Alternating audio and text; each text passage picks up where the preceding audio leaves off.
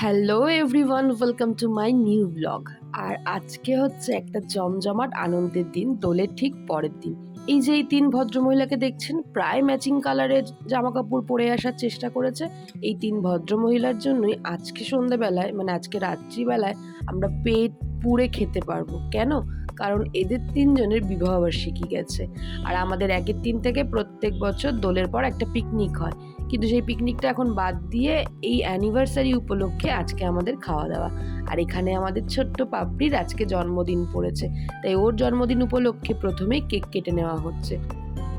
বলেছিলাম না, 12 মাসে বাঙালির 13 পার্বণ, কিন্তু আমাদের একের দিনের গ্রুপের যে কতগুলো পার্বণ হয় গুণে শেষ করতে পারবো না। আমাদের সব থেকে বড় মেম্বার পাপড়ির কেক কাটা হয়ে যাওয়ার পর এখানে সব ছোট ছোট যাদের বিবাহবার্ষিকী উপলক্ষে আজকের এই অনুষ্ঠান, তাদের সবাইকে একসাথে নিয়ে একটা কেক কাটা হয়েছে।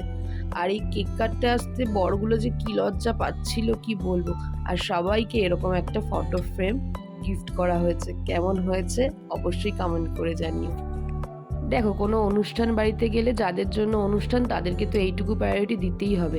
এর বেশি আমি দিতে পারলাম না, তারপরেই আমি চলে গেছিলাম খেতে। স্টার্টারে ছিল চিকেন পাকোড়া। সারাদিন কলকাতায় খাটাখাটনি করে সন্ধ্যাবেলায় বাড়ি ফিরে কোনো রকমে রেডি হয়ে এসেছি। আমাকে দেখতে প্রচণ্ড টায়ার্ড লাগছে, কিন্তু তার থেকেও বেশি আমি খিদেতে ক্লান্ত হয়ে পড়েছি। সবাই যখন খুব গল্প করতে ব্যস্ত, আমি তখন ক্যামেরাটা অন করেও এটাই ভাবছিলাম যে আচ্ছা খেতে দেবে, 10টা বাজতে যায়, খেতে দেবে কি 10টা বাজতে যায়।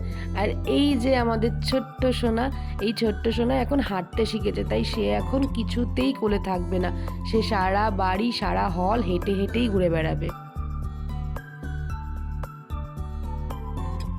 খাবার রেডি হতে না হতেই দেখলাম সবাই আর কি সবার বাচ্চাদেরকে খেতে বসিয়ে দিল। আর সবাই সবার বাচ্চাদের বাহানা দিয়ে নিজেরাও খেতে বসে গেল।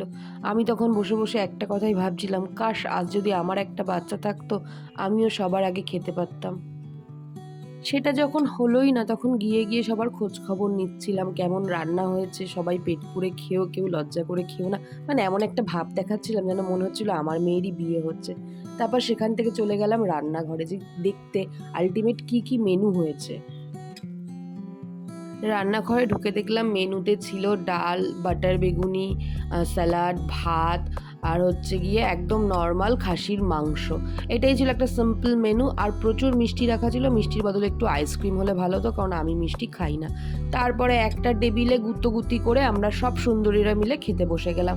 তো চলো আমরা খাওয়া দাওয়া করি, আর ভিডিওটা এখানেই শেষ করছি। দেখা হবে এবার নেক্সট ভিডিওতে। তোমরা সবাই ভালো থেকো, টাটা।